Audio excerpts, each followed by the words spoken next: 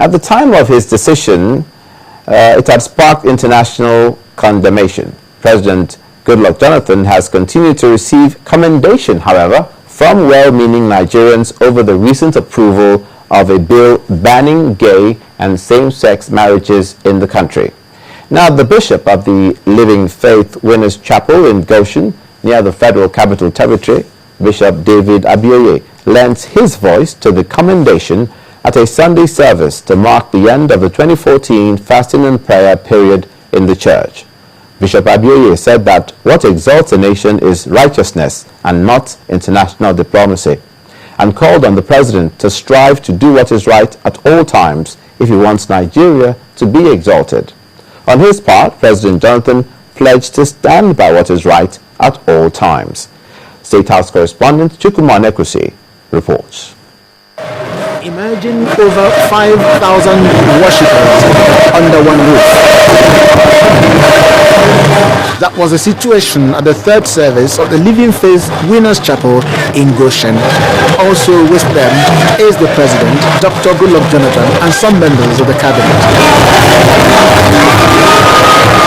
Apart from the praise and worship sessions, there were prayers for the nation. In the name of Jesus.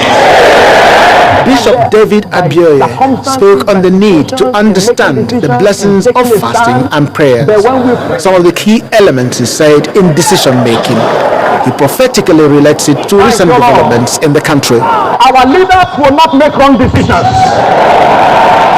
Our leaders will not take wrong steps.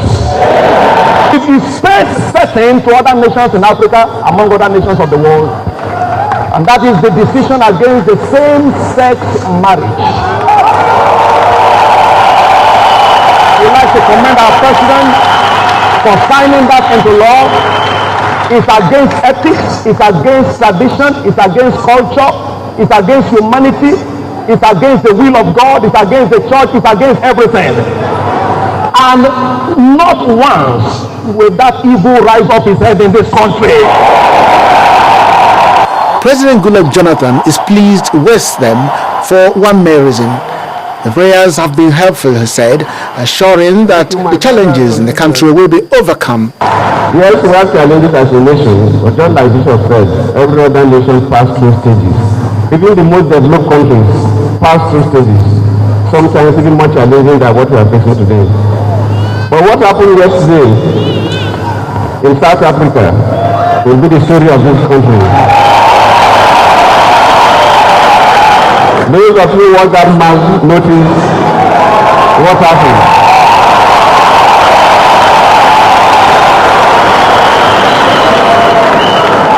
And that was just in line with the message of the bishop. At the beginning, it looked as if Nigeria was to be demolished. But all of a sudden, the young men came very strong and demolished the opponent.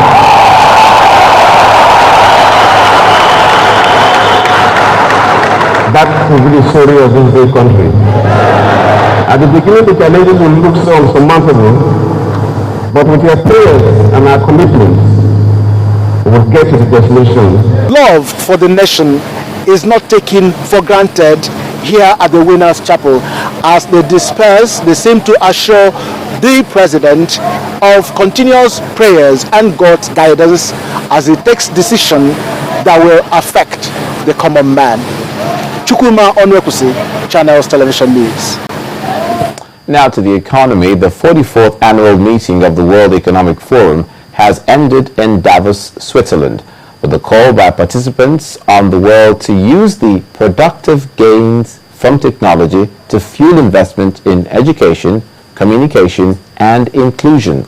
The 2014 annual meeting, which had as its theme the reshaping of the world, consequences for society, politics, and business, focused on global priority issues, including inequality, gender parity, and the risks to the ongoing economic recovery.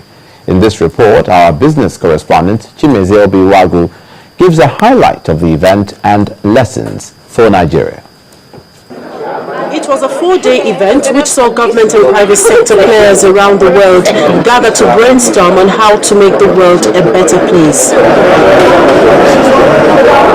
The program revolved around 4 pillars: achieving inclusive growth, embracing disruptive innovation, meeting society's new expectations, and sustaining a world of 9 billion.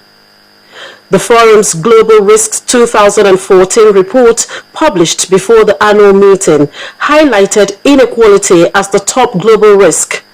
This issue was front and center at the opening session when Peter Cardinal Turkson of Ghana, President of the Pontifical Council for Justice and Peace, read a special message by Pope Francis to participants. And I quote, "I ask you to ensure that humanity is served by wealth, not ruled by it." The different sessions, which ran concurrently, offered opportunity for individuals and countries to come up with ideas on how to reshape the world.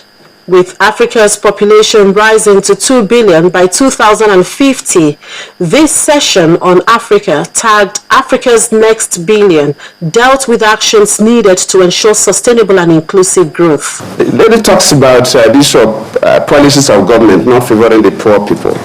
Must we continue to get poor people that cannot afford food? That is one thing you must do. You must create wealth in our societies. It means that you must, in terms of education, in terms of skill acquisition and creating opportunities. We put out a statistic that has attracted everybody, that 85 wealthiest people in the world, whom you can sit comfortably in a double-decker bus, own the same wealth as half the population of the world. And we say that there's something wrong with that, not just because it is immoral, but because we also see that those same people, those same companies, actually also hijack political power. It was also an opportunity for the Nigerian government to showcase the country's investment potentials. Before this time, private sector people were not involved in power at all. So now the government can no longer cope, and that's why we moved into the privatization. Is it working for you? It's working. The generation and distribution is now exclusively in the hands of the private sector. The transmission is still government, but being managed by a private sector consultant. We've just concluded the privatization, and already Nigerians will tell you that the number of hours that Nigerians enjoy life a day is increasing. Ending extreme poverty for growth and development also came to the fore in this session, changing the climate for growth and development. If we do not get a grip now on solutions to deal with climate change and start greening the way we look at everything we do, I think this will cause a problem. Tackling climate change will put all of us onto sustainable development growth. And addressing all of our life and our business activities on sustainable way will help us in tackling climate change. With Nigeria featuring prominently in this year's Davos Summit in preparation to host the World Economic Forum on Africa in May, some analysts believe that this is the time to put all the talks into practice. From Davos, they've listened to their counterparts all over the world, share their experiences of success, and now Nigeria is coming back to replicate those success stories in other jurisdictions in Nigeria, in form of putting down the right reforms to drive inclusive growth and job creation going forward. And to achieve global growth and development, participants at this year's World Economic Forum in Davos agree that technology will create significant opportunities, but how we as humans adapt to the changes will be very important. Chimezie Obi Wagu, Channels Television News.